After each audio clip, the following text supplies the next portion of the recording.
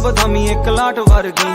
ਕਿੰਨੇ ਸੀ ਮੈਂ ਦੇਖਿਆ ਹਲਾਕ ਕਰ ਗਈ, ਕਿੰਨਿਆਂ ਦੇ ਦਿਲਾਂ ਤੇ ਚਲਾ ਗਈ ਯਾਰੀਆਂ। ਜਦੋਂ ਜਾਂਦੀ ਜਾਂਦੀ ਮੇਰੇ ਨਾਲ ਗੱਲ ਕਰ ਗਈ, ਕਰਦੀ ਸੀ ਪਤਾ ਹੱਥ ਉੱਤੇ ਟਾਈਮ ਦਾ।